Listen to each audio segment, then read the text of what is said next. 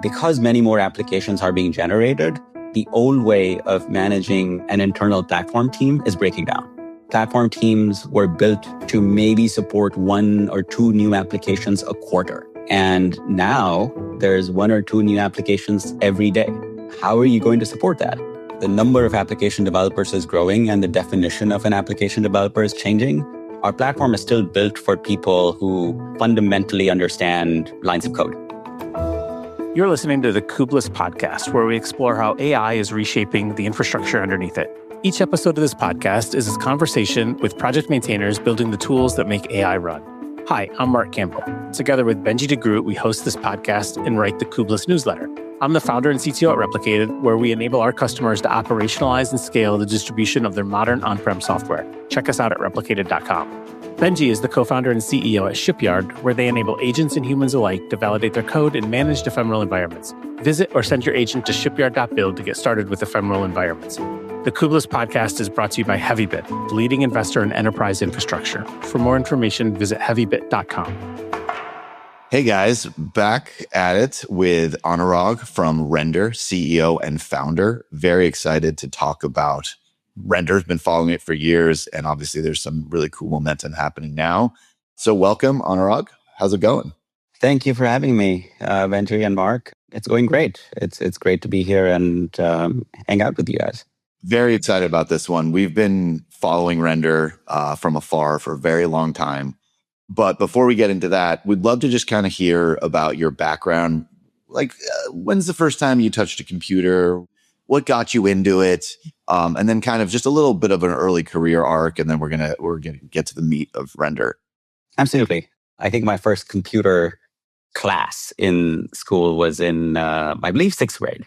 And I wasn't really spending a ton of time on programming until college. And I really got into building things for fun when I got really bored of my day job. And my day job was all about building enterprise Java beans. And that was not fun for anyone who is old enough to understand that.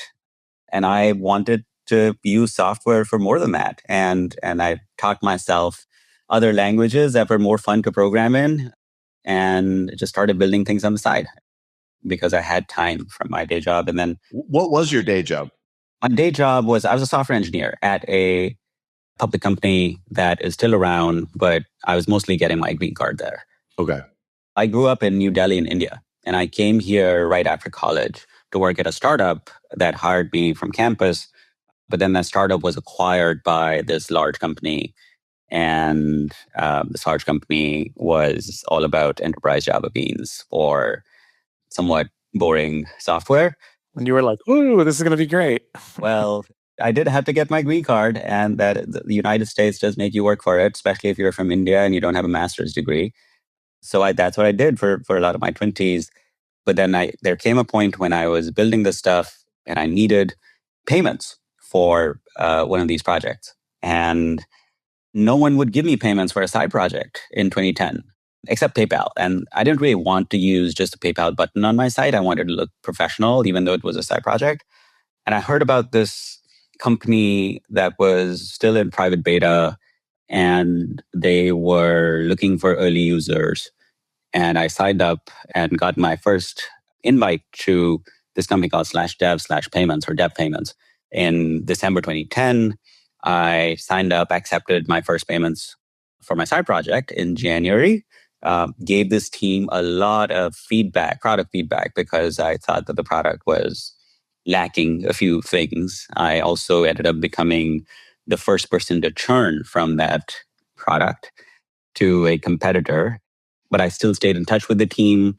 And after interacting with them a few times, I think they were convinced that I was going to be a good addition to the team. They tried to hire me. I said no, but then things happened. And my wife decided to go to grad school for a year, and I don't want to work from home by myself. So I was like, I don't want to interview either, but these guys already kind of offered me a job, so I'm going to go join them. And that is how I ended up at Stripe in July of 2011. Okay. So that company turned into Stripe. Well, yeah, the /dev/payments was the original name, and then it became Stripe. So I'm pretty sure Stripe wasn't using Java. No, it wasn't. Wait, so you started at Stripe in 2011? Is that right? Yes. Yeah. In July 2011, I was the eighth employee there. Wow. Okay. So that was an exciting time there. Out of curiosity, what was the stack at Stripe then? It was Ruby largely, and we kind of had our own web server. And then we were also just, in the end, we ended up using Sinatra a lot. And we were using Mongo in 2010, and we didn't like to talk about it. And I don't know if Stripe is still on Mongo. I haven't been there in a while, but at the time, I think Mongo was definitely coming up on Hacker News as a database with issues. There's some growth issues happening there. Hey, I just remember the first time I used Mongo was right around then. And I remember that like the database IDs like had the timestamp in them. And I thought that was the coolest thing ever. But I will say for Mongo that it was perfect for moving quickly because you didn't really need to deal with what like pesky Postgres schemas. Who does schemas? Well, you just like shove anything into there, and you don't need to do a whole migration just to add a new field and just like do whatever you want. It's tomorrow's problem. Yeah, exactly. And it worked. It worked like half the time too. It was great. Well, it worked. So it worked most of the time. I'd say I think people gave it a little more grief than it deserved because Stripe was able to scale on Mongo for a really long time, despite having some issues along the way. But the Mongo team worked with us pretty closely, and so I think we just didn't want to tell the world that we were running this massive payments infrastructure on. Yeah, those days being on Mongo for a financial company is quite a interesting juggling of communication there. No, but that is absolutely right. And I just need to be clear, I'm a huge Mongo fan. Very proud. That was New York's first unicorn. Everyone knows I'm a New York guy. And so we love you, Mongo. You've done great. You're doing great. Yeah, no, Mongo's great. But in 2010, it was a little in bit. 2010. In 2010. Yeah. Okay, cool. So then how long were you at Stripe for? I was there until sometime in 2016. So I was there for almost 5 years. And I held a bunch of different roles. I joined as an engineer. I became somehow, because no one else wanted to do it, Stripe's first growth person. And then I moved back to engineering and also ended up building out the financial risk engineering and operations team. And so towards the end of my tenure there, that's what I was doing. And I was the head of risk, financial risk, doing a bunch of fraud, abuse, mitigation, making sure that Stripe lost just the right amount of money. Because you lose too much, then your margins are pretty low to start with, or at least back then they were. And you lose too little, then you're probably being over aggressive with your fraud assessments and you're losing business.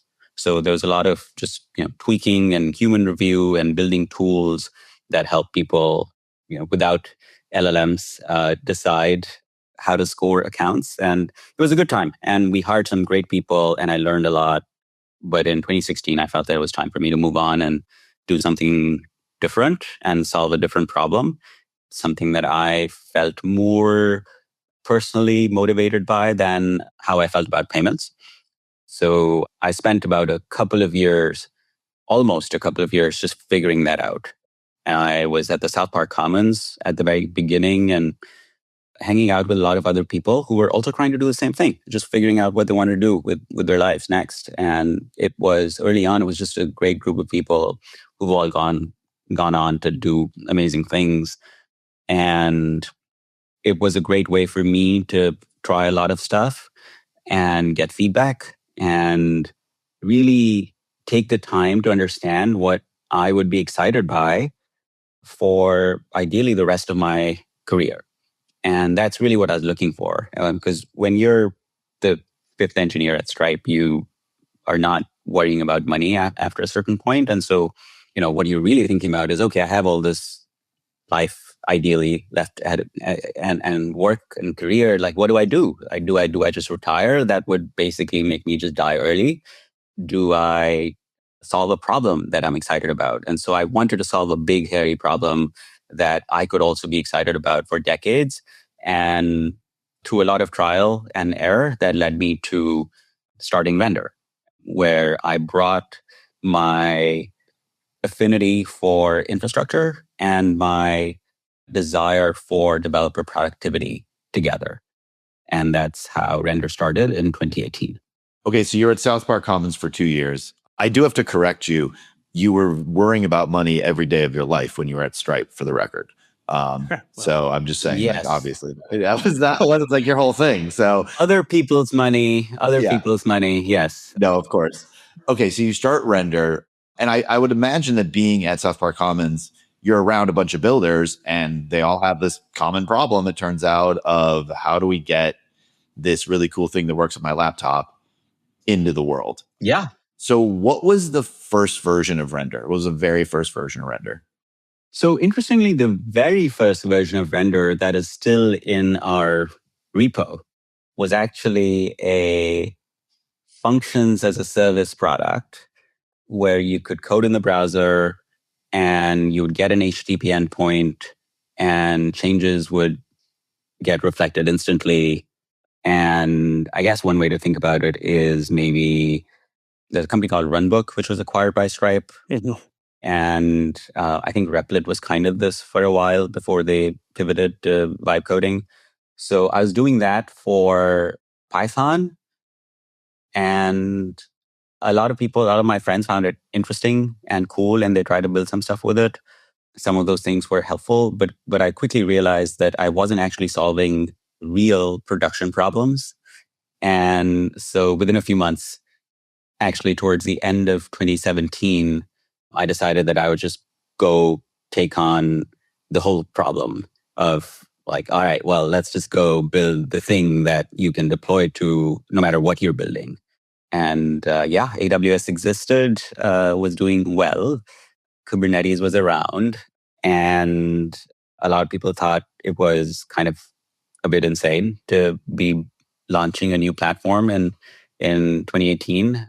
But I also knew that I had the luxury of time, to be completely honest, to build this into something that could one day take on these larger players. And here we are 8 years later, and we've got more than 6 million developers on the platform, and we're making a lot of money, much more than we made in the first 5 years. And I think that the eventual bet is starting to show results. I mean, yeah, sticking to that. And like you said, having the space to explore and get it done right and take on the big problems is really cool. Okay, so 2018, when were you were doing this solo for a while, I would imagine. And then did you end up raising money? Did you end up hiring out a team? How'd that work out? Yeah, so I ended up hiring 3 people over the course of that year. I raised some money from General Catalyst and a few other angels, and Addition, which is a New York firm. They actually ended up investing in leading our Series A. Okay, so tell us about like 2019. How, as a developer, do I use Render? Like, I know it's evolved, but like, is it Docker? Is it API? How do I interface with Render? Yeah, in 2019, you sign up and connect your Git repo, and we kind of just take it from there. So we don't require you to use Docker, although we support Docker. And we've built our own managed Postgres by then. And we haven't yet built in 2019 our managed Redis solution. But especially for this audience, it's important to note that a lot of our substrate was Kubernetes under the hood. And in a lot of ways, we were making the power of Kubernetes, the stability, the scalability of Kubernetes accessible to the average developer without them having to know anything about it. And that, I think, was a big differentiator for us, especially as maybe some newer players came on, and it helped us stay much more reliable and scalable as we continue to grow compared to our smaller competitors. So are you guys running GKE and AKS and EKS under the hood, or you run your own managed? We run our own full managed our own control planes. At the time as well, back then as well. Yeah. So actually what happened was in 2019, I started off with GKE because we just wanted to move faster. But then we quickly realized that the kind of control that we needed was not going to be possible by using an off-the-shelf managed control plane. So when we also had, happy to say this on a podcast, but we also had issues with Google's support and sales teams. And I'm sure I'm not the only one with that kind of experience. Well, also 2019, that's when they went from the control planes were free to they cost money. Because I don't know if you guys remember that. Like AWS, EKS cost like $100 for the control plane. Yeah, something like that. It was relatively inexpensive, but but if you're doing a bunch of fleets, that was not helpful for Shipyard at the time. Maybe that was 2020, but I hated when they changed that price. I think it was later, yeah. But that was for us. That was not a huge issue. The bigger issue was when a CVE was announced, not being able to patch it fast enough because Google would kind of take their own sweet time. And there were just other issues with the managed control plane. So this one time, 2019, the day we were demoing on stage at TechCrunch Disrupt, our control plane just started crashing. And I'm like, what's going on? We had no visibility into it, got on call with Google support multiple times. They kept restarting the control plane and saying it would be fine. And I was on call with some Google support person in Canada who was like, I guarantee it that you're not going to run into this issue again. Guarantee. And I'm like, I can tell you, I didn't say this to him, but I was thinking to myself, well, I think when someone says this in infrastructure, I can guarantee that we will definitely run into this issue. Yeah, it's the opposite. Yeah, it's the opposite. It's like for infrastructure people, it's like they guarantee it's going to be fine. It's going to be a disaster. Same thing with engineers. Oh, it's going to take me a week. Okay, it's at least like 2 months. It's the same thing. So then they again restarted it, and sure enough, we crashed in the middle of TechCrunch Disrupt, and there were a bunch of people trying to sign up and spin up apps, and it just didn't work. And we later found out that there was a bug in GKE that was spewing a ton of logs onto the control plane nodes, and the nodes were running out of space. And so the restart just fixed that problem temporarily until the next time the logs built up, and then eventually fixed the bug. But it cost us a lot of signups during TechCrunch Disrupt when we were the winners. So anyway, that and other things led us to conclude that GKE was not a long-term thing for us, and we really wanted to control things end to end. And so we switched to AWS for all new clusters going forward, and we built our own from the ground up. Wow. And that's what we still do. And we just started using bare metal, and even there we're sort of doing our own thing, and we'll see how that whole thing goes, but so far so good. Bare metal that you own in rack and stack and servers, or bare metal Yes. You're getting from some okay. No, we bought the servers. Wait, but by the way, we're going to believe me. We're going to go into that. Okay. Calm down, Mark. We're going to get there. Yeah, I know, replicated, of course. Yeah. No, we love talking about bare metal these days. Okay, so to understand this, to make sure I understand, so you guys have your own control plane that you guys have been running since 2020, basically. Yeah. And so, what about isolation?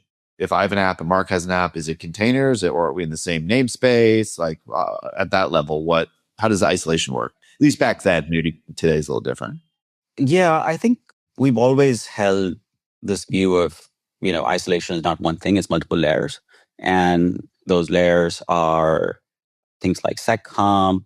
Those layers are different namespaces. They're obviously removing Linux capabilities. They're also, now these days, there's user namespacing, which is really interesting. There's the ability to run as root in a container or not. There's the ability to use host path or not. There's all of those things that you want to do to run multi-tenant applications in that setup without worrying about container escapes, and then continuing to be really vigilant and making sure that every layer that you have allows you to run a secure installation. And so that work continues. And now, we're experimenting with micro VMs as well as we think about sandboxes. So it's a constantly evolving thing. And it's really interesting to see how the space has evolved. And it's also interesting to see how Kubernetes is trying to account for some of the changes that are happening in the ecosystem. So they now have a sandbox CRD, which is interesting. And there's a sandbox working group. It's not quite there yet, but it's coming. We're building our own because we can't wait. But I'm curious to see what happens there. Yeah, I'm pretty sure GCP last month launched a sandbox product using the Kubernetes SIG for the agent sandbox thing. So it's crazy times.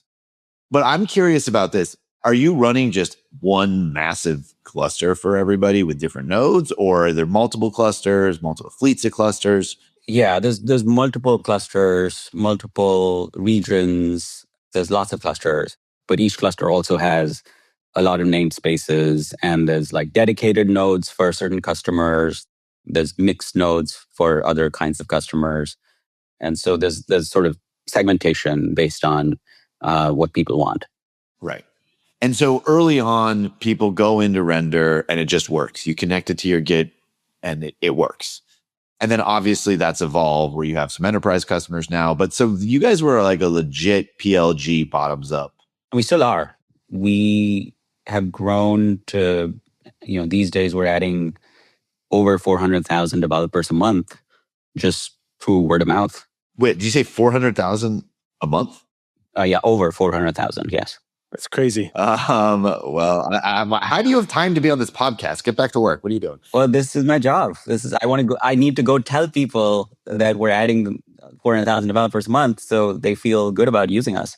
Okay, so that's pretty cool. So you said that the initial team was like 4 people, including you. Let's talk about some milestones.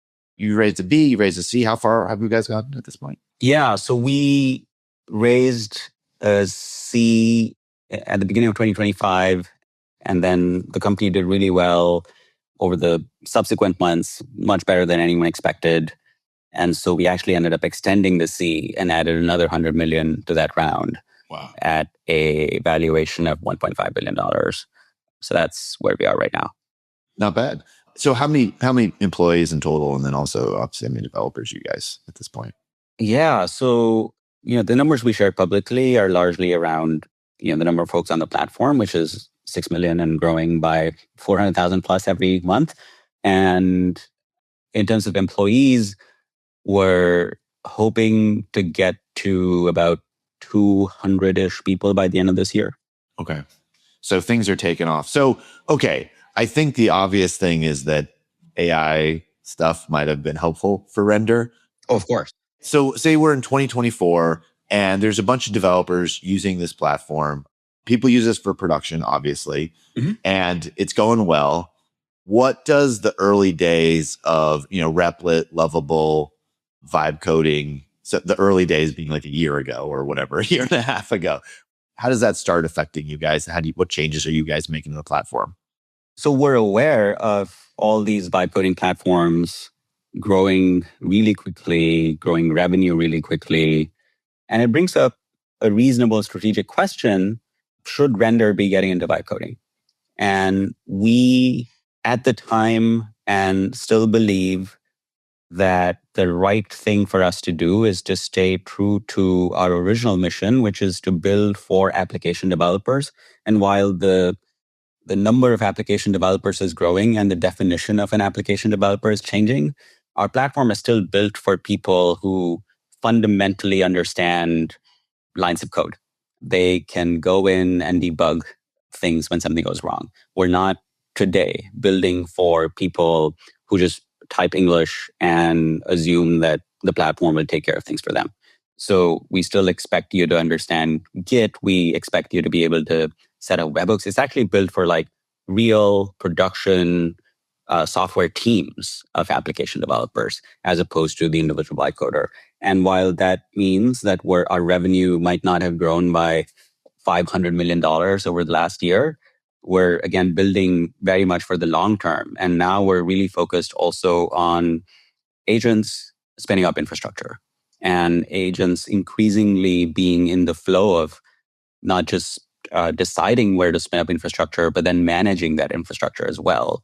And I think in the long term, focusing on agents is a much, much, much bigger market than focusing on vibe coders. And when we build these interfaces and capabilities for agents, we make render much more attractive to agents than, say, AWS. And like to do the same thing on render versus AWS, you end up spending many more tokens. You end up with lots and lots of potential issues when you try to configure the same thing on AWS. Whereas on render, it's just like one call. And so naturally, agents are going to prefer a higher level, more deterministic interface to do the same thing. And that's where we think we can genuinely take market share away from AWS, although AWS is going to be just fine. And I'm not worried about them. Yeah. That makes sense. I also think like that, like true to the original mission, it makes a ton of sense. I actually think that you see these vibe coding platforms out there right now, and that's really great. It might take somebody who's a very inexperienced or not a developer, and they're able to ship code than they weren't before. But like it's almost like a different set of tools, and trying to like build one platform that works for them and also works for a team of experienced engineers, you kind of solve neither thing really well if you try to fit in one solution. Exactly. That's really cool. I mean, so like let the other folks that are actually solving that, like, hey, vibe coding platform, some AI engineer who's like typing stuff in, like they can handle that just well. Yeah, but the good thing is people are building really popular vibe coding platforms on render. So Base 44, which is one of the top 5 vibe coding platforms in the world, runs everything on render. That's cool. And like literally every website that people build on Base 44 is hosted by render. Right. So you're like the back end for Base 44 and a bunch of other folks. Yeah. So that's pretty cool. Now, you mentioned that you have a managed Postgres service, you have a managed Redis service. I assume that as things have grown, you've had to add what other services besides those do you guys have? What other stuff can we leverage at Render? Yeah. So one of the most interesting things that we've launched recently is directly in response to what we were seeing as an issue with customers who were dealing with LLM calls and trying to build agents, where you really needed a reliable orchestration mechanism for agents executing a series of steps, or you needed a reliable orchestration mechanism for a payments flow or for a data pipeline, ETL. And background workers was the way people were doing it before, but like background workers fall on their face when you have tasks that are likely to fail and you have to retry them multiple times. And you also have tasks that are very different in terms of their compute requirements. And then there's dependencies between tasks. You just have to build a whole thing on top of background workers. So we saw a lot of our users trying to do that. And we were like, okay, well, I think the answer to this is to build our own workflows product. And so that is a primitive that we've launched. It's still in early access. It's open early access, and it's going to be in GA very soon. But it is doing incredibly well based on early usage, because a lot of people who were just struggling with trying to make these things work with background workers find workflows just so much easier. They're able to eliminate tons of code. And it's the first time they're including render code in their own code, which is really interesting because Workflows has an SDK and you can spin up tasks using the SDK. You can define tasks really easily, almost like with a celery-like definition. So I'm really excited about this new primitive. It's kind of like a temporal, like a hosted temporal kind of thing. Yeah, that's one way to describe it. It's solving a lot of the problems that someone might reach for temporal for. But the problem with temporal that our customers face is the learning curve is incredibly steep. And then you have to change your application significantly to mold it to the temporal way of working. And then you still have to manage the workers yourself. And with render, really all you need to do, it's basically the same philosophy for everything that we do, which is like you focus on the things that are domain specific to you. So you define the task, and each task can get just a little decorator, which can say how many times you want to retry it, what kind of compute that task needs. And if it has subtasks, they can go just in the function and you can sort of just chain them. And that's all you need to do. And render takes care of the entire pipeline for you. It also, more importantly, shows you exactly what's happening with each parent task and subtask and the inputs and outputs. And we're making those things durable in the sense of you can repeat tasks with the same inputs and outputs if they fail and so on. So it's a really interesting product. I think that it's how most asynchronous compute is going to run in the future. People are going to really stop using background workers. They were great when all they needed to do was send email and process payments, but now you have to do a lot more. And I think you need a different primitive. So we've seen a few people move to us from temporal, of course, but certainly other providers like Trigger or there's other durable execution players. But we're actually just calling it workflows because that's how people think about it. Right. Okay, so but the theme here is managed, simple, it just works services that your customers need. That's kind of the theme of what you guys are building over at Render. Yeah, the theme is, well, what do application teams need, both when they get started and when they truly scale? And we want to be with you throughout your journey. And we are. Like, so, Base 44 started on Render with just the founder spinning things up by himself. And then he got acquired by Wix for 80 million. And now he has a large team. The team is still smaller than what it would be if they were not on Render. And this product has, I think they just announced that they crossed $125 million in ARR. And it's massive. So many people using it. And I love that Render's supporting their scale and their ability to scale. Yeah, being a pick and shovel for those guys is got to be exciting for you right now. Yeah, it's not just them. I mean, Cognition is using us for a bunch of things. OpenAI is actually using us for a bunch of things, which is really interesting. So we're just seeing more and more usage by not just early stage startups, but also larger companies and teams within larger companies, because what's happening, and this is the biggest change that has happened over the last 2 years, because many more applications are being generated, the old way of managing an internal platform team is breaking down. Platform teams were built to maybe support 1 or 2 new applications a quarter. And now there's 1 or 2 new applications every day. And how are you going to support that? How is this one team going to handle all of that? And so we're seeing these larger companies come to us and say, actually, Render is the best place we've found for us to manage all of these applications being built by our teams. And our IT team doesn't want to be completely clueless about what's going on. So Render gives them the tools that they need to sort of see what's happening and create the right controls. So that's a really interesting vector of growth that we're seeing just now, which obviously did not exist even a year ago. Okay, so first off, that's super cool. Second off, I'd imagine scaling is interesting for you guys. Oh, scaling is really interesting. That's what makes the whole thing really interesting. All right, so let's dig into what it looks like today, whatever is appropriate to share. So you're running a whole bunch of Kubernetes still. You're still doing Kubernetes. You have your own control plane. Mm-hmm. On bare metal now, though, that you're racking and stacking servers. In addition to also running on hyperscalers, yes. Are you kind of just like arbitrarily splitting that workload between the two of them, or are there specific types of workload that runs on bare metal versus hyperscalers? So right now, we're in the very early stages. And so we want to test bare metal at scale. And the way we're doing that is we have a massive free tier. And no offense to the free tier people, but they give us a great testing ground for something like bare metal.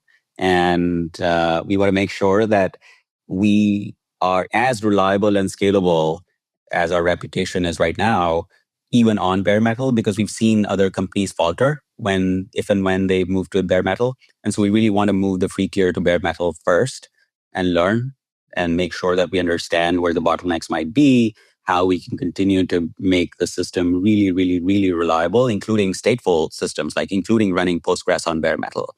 And once we get there, then we'll start thinking more about bringing paid workloads onto bare metal. And so the long-term goal is very much to use bare metal for most of our work and then use the clouds for spikes. So today you guys are mostly on the hyperscalers. Yes. And we actually started moving customer workloads to bare metal 2 weeks ago. Oh, so that was middle of May. You started moving. So we'll see. We'll get back together in 6 months. I'm curious to see how that's going. I know. Yes. So with the existing Kubernetes stuff, though, do you have any numbers of like pods that you guys are running or something insane? Like, do you have any crazy number you can share with us? We'd love to hear that stuff. I can tell you that we have contributed to Calico because we found bugs in Calico at our scale. And the Calico team has told us that we're basically the largest installation of our kind. And I think that's true I would have to assume that that's true if you look at all the clusters and all the services and all the pods. And that actually creates a really interesting set of challenges, which our team is really well equipped to solve. And I'm really proud of them because as you grow, you realize that your systems need constant investment to keep up with the scale, right? It's not like you built it once and then it'll just scale. And you find new ways, new edge cases, ways in which things break, obviously. But you have to try to get ahead of them so you don't actually have incidents that affect real production customers. So that's a constant sort of investment that we're making to stay ahead of our scale so we can remain as reliable as our customers need us to be. Is there like a CDN component that you guys are just like a managed CDN that you guys have as well? Yeah, so we offer static sites on a CDN. So very much like Connectify and Vercel, you can run a static site on Render for free. And we also offer an interesting product where your backend can be fronted by a CDN. So by default, you can actually serve your statics from the backend, and Render will automatically put them on a CDN and cache them and bust the cache. And that product has actually become really popular. So you guys are like a full cloud at this. Do you consider yourself a neo cloud, or no, you guys aren't doing any GPU stuff yet? So Not yet, no. That's a whole other. I know. So I think these days all the GPU clouds are being called neo clouds.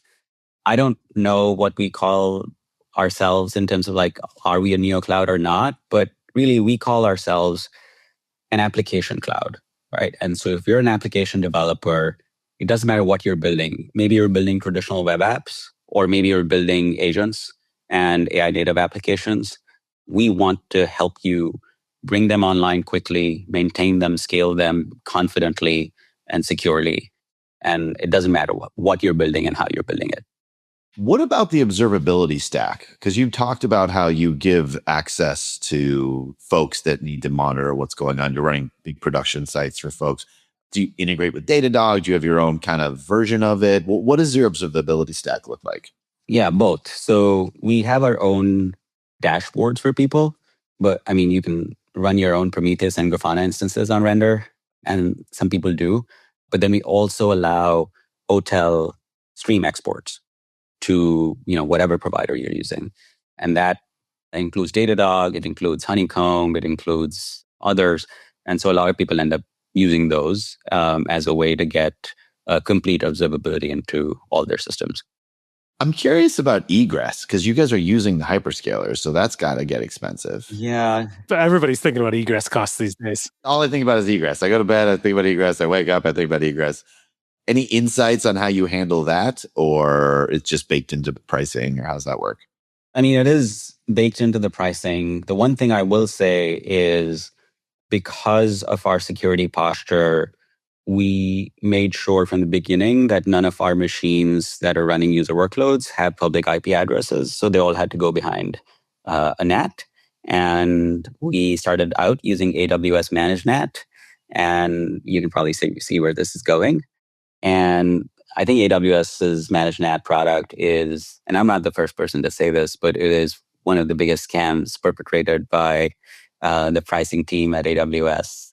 You're charged for both incoming bandwidth and outgoing bandwidth, and you're charged for egress, and you're charged for like hours for how long the NAT has been running.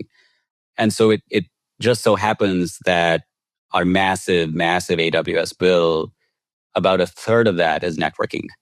And we reached a scale where it just didn't make sense to pay AWS that kind of money for NAT. And so we actually built our own NAT on AWS. At our scale, that becomes really interesting. We've launched it. It's been running in production for a while, and we've let it bake. And I think it's going to increase our gross margins by 10 percentage points or something, which is just... But you're still paying, even on that though, you're still AWS charges something still exorbitant. We're paying AWS egress. Yeah. And we're paying for instance costs for running our own NAT machines. But we're not paying the exorbitant NAT bandwidth cost, which was just insane. And that's probably one of the advantages you also get on bare metal is, you're racking and stacking servers and you have bandwidth you're not paying per terabyte, you're egressing. Yeah, the egress on bare metal is fixed. Yeah, I mean, all of that, just like a third of our costs on AWS become basically non-existent on bare metal because of the networking. But to be fair, you guys have scaled so much so quickly because you don't have to worry about capacity planning of hardware. Oh, and now there's supply chain. Yeah. So I will in case Jeff is listening, we're trying to call balls and strikes. No, look, Render would not exist. Let me be very clear. Render would not exist without hyperscalers like AWS and GCP giving us the access to the kind of compute we've needed, right? And a lot of companies, a lot of startups would not exist.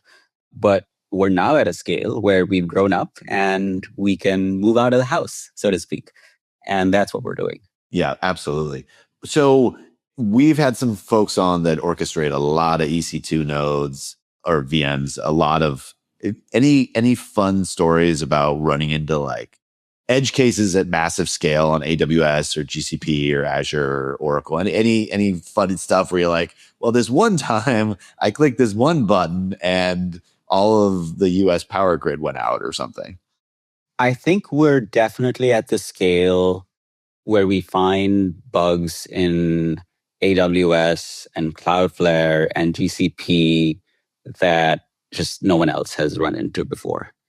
And that's not fun, but it's just part of... I will say that AWS has been better than GCP at fixing those issues and building a relationship with us in a way that is actually cooperative versus sort of somewhat semi-adversarial on the GCP side. And so I like AWS. And if their pricing was more reasonable for what we're trying to do, I think you stay on AWS, but it's not. And so there we are. And there's also, bare metal, by the way, bare metal isn't just about cost for us. In fact, it is more about control than it is about cost. And when you think about things like sandboxes, which we're launching soon, when you think about micro VMs, when you think about a lot of the other stuff that's coming down the pipeline, bare metal is the only way for us to get that kind of control. And yes, AWS has bare metal machines, but you only get them in the most expensive sizes, and they're also limited. So we realized that we actually are able to do more for our customers by managing bare metal and managing eventually things like Ceph on bare metal ourselves. So we can offer new kinds of storage products. We can offer instant database forking, and we've actually built those prototypes internally. And I think EBS leaves a lot to be desired in those cases. Yeah, absolutely.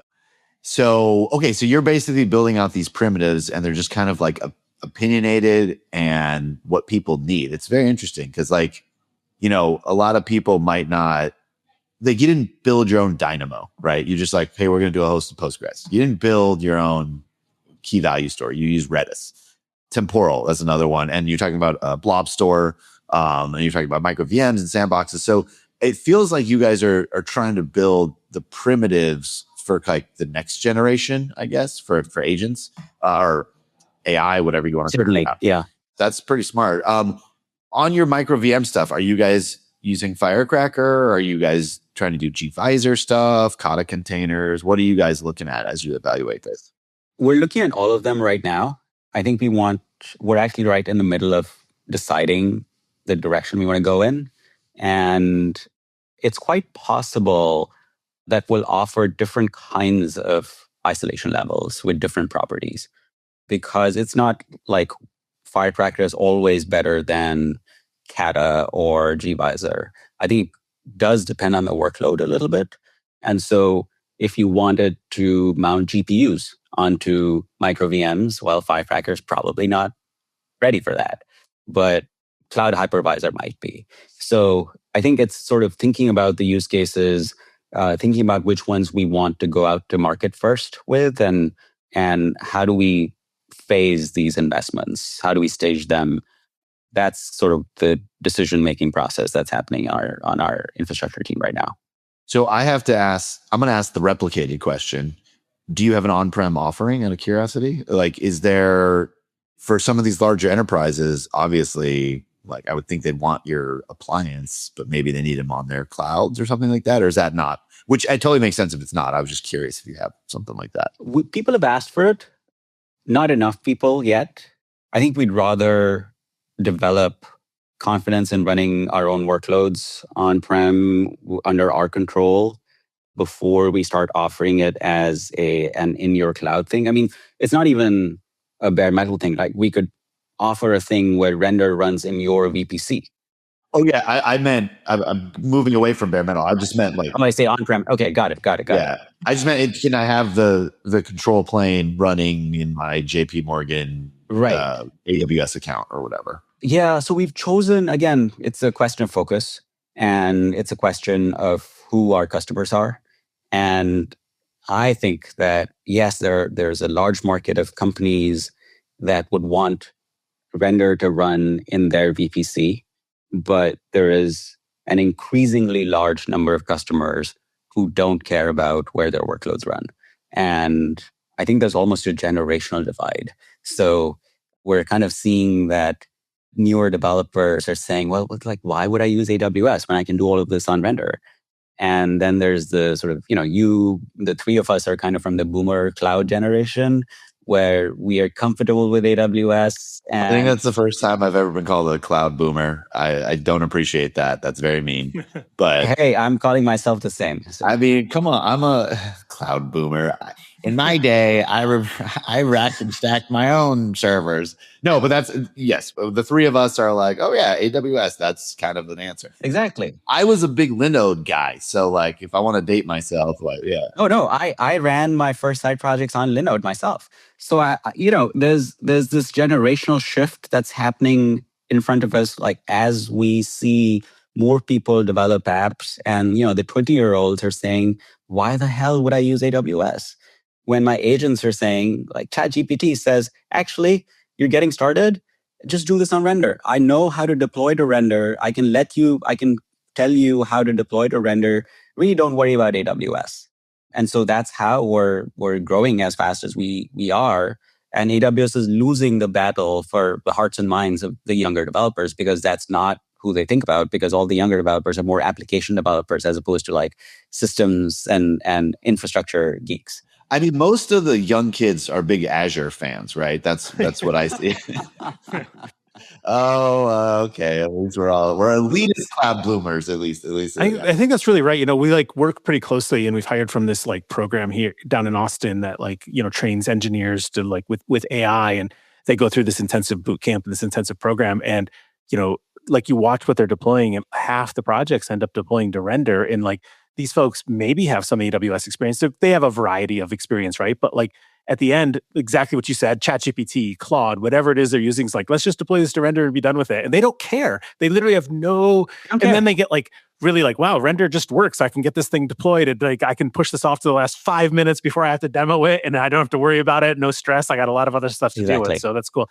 I think there is an advantage to, I mean, all three of us have built software and platforms that existed pre-AI. And so we're kind of like baked into the model's training data to some degree, which helps. And it does help, certainly.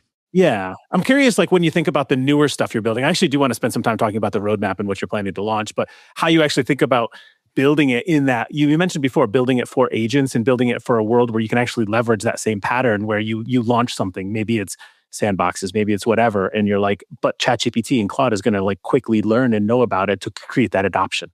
Yeah, so it's something we think about a lot. And I think agent experience, the ways in which agents can self-serve into your platform is perhaps one of the biggest things that's going to shift companies away from putting things behind talk to sales buttons. Like if you're still trying to preserve features behind talk to sales, then you're going to lose out on how agents are going to use your software. And especially for something like render, it's not even agents, like developers. I don't want to talk to sales if I can just self-serve my way into something. And I think sales becomes interesting when you do have a need to build a relationship. And those are very discrete points. And there are certainly very, very good reasons to have a closer relationship with your cloud provider, which is why we have sales, which is why we have account managers and technical account managers and sales engineers. But even then, the fact that an agent should be able to perform all the actions in your system that are available with guardrails, with sort of undo mechanisms, with very real audit logging, with cost controls, and humans can be blamed and agents can't. And so I think you need to build systems, especially infrastructure systems, that allow people to use agents in a way that helps them achieve their goals while minimizing risk. And that's really important for an infra company to work on. And that's something that we are thinking about pretty deeply right now. I mean, it's pretty insightful. The whole point of DevOps, the whole point of SRE, maybe platform, was to just make it so that developers don't need to think about how to host things, how to run things. That promise is kind of never quite really materialized. Some exceptions, obviously.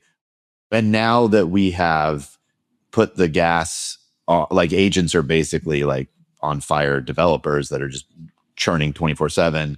Now those promises become all the more important, and human in the loop for a lot of decision making for infrastructure is just kind of foolish at this point. And so that seems like you guys have caught this. The thing that I look at when I talk about render, and it's one of the things that we focus on as shipyards too, is being opinionated about this stuff. And just like, you know what, I don't need to look at the entire CNCF landscape and pick one of the 35 meshes. Like that's just, I shouldn't be thinking about that as an application developer. And frankly, I don't know if I should be thinking about it as a DevOps person, if those even exist. Yeah. So you guys have really caught this tailwind of being on top of that stuff. So that sounds kind of amazing. What other stuff do you have on the roadmap that you want to talk about?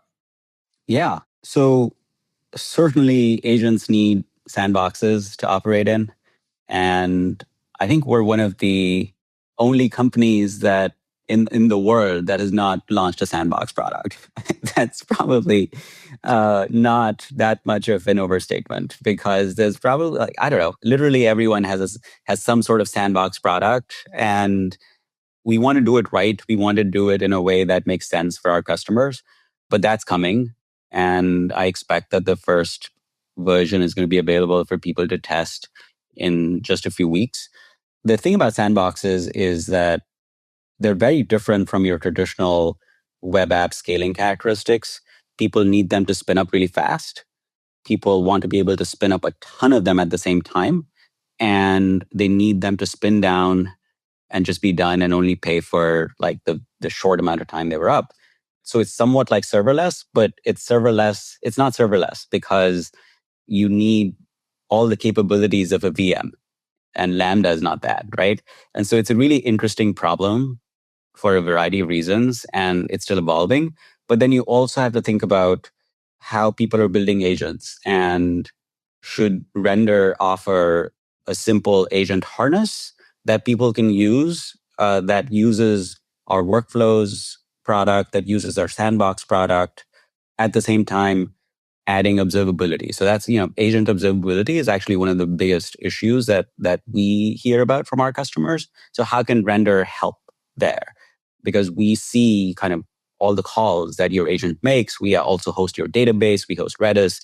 And so we're actually really well equipped to see end-to-end observability, because we also see when the request comes in, the WebSocket, all of that.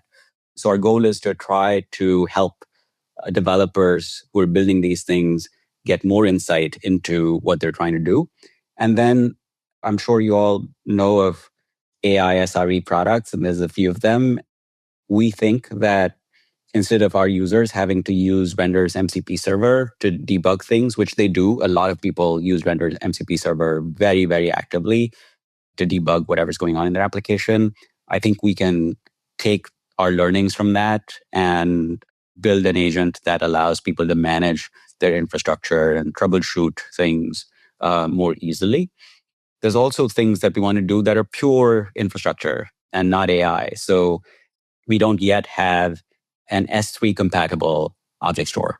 We don't yet have, and actually this is driven more by AI than agents, but we want to offer a shared file system with sort of, I guess, G drive like permissioning. So you can have multiple agents operating off of the same set of things, but they also have their own swim lanes, because especially when you're processing a bunch of documents and you have intermediate representations, just object storage might not always be enough. And agents do quite well on shared file systems, as we know from running our own clods and codexes.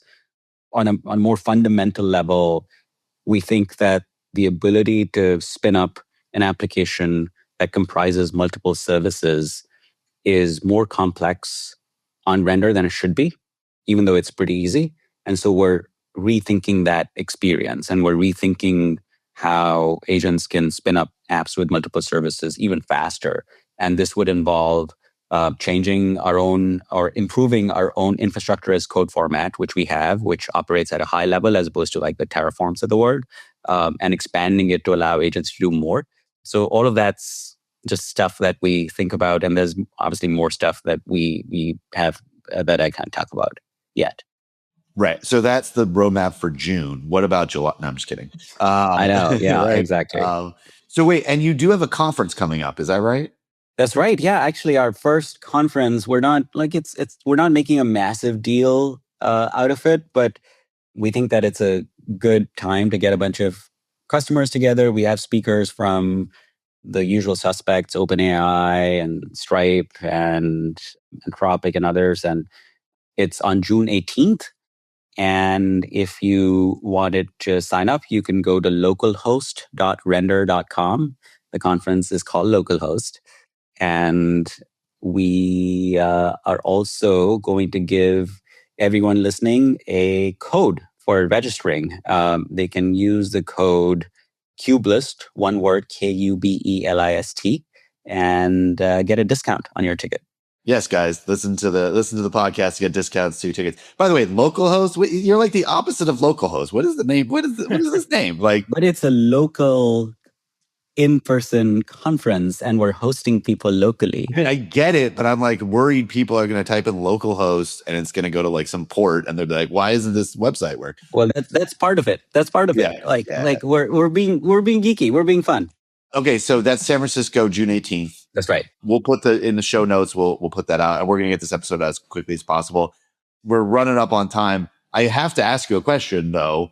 Render. I love the name. Where did it come from? My wife picked it. I don't have a better answer for that. But basically, we were looking for domains that were available, that were single word, common word, inspiring some level of trust and confidence, positive connotation, and Render was one of them. Yeah. No, it's great. I've always thought of it as like, oh, you guys render the actual application. People's creations. Yeah. Exactly. I'm sure that Adobe and 3D Studio Max are not happy that you got that domain, but it's fine. Hey, we paid good money for it, so. Yeah, I'm sure. Well, look, it was great to have you on. Learned a lot. Going to be following you guys very closely. And genuinely, I'm super excited to get you back on in a year and hear about your 17 million developers a month that you're adding, and how, you have your space data centers or whatever it's going to be. It's crazy, the speed that you guys are going. But thank you so much for coming on. And it was great to learn all about Render. Thank you. I had a lot of fun. This was great. And that's all we have time for today. If you're building infrastructure for AI and would like to be a guest on this show, head over to Kubelist.com. The Kubelist Podcast is brought to you by Heavybit, the leading investor in enterprise infrastructure. For more information, visit heavybit.com.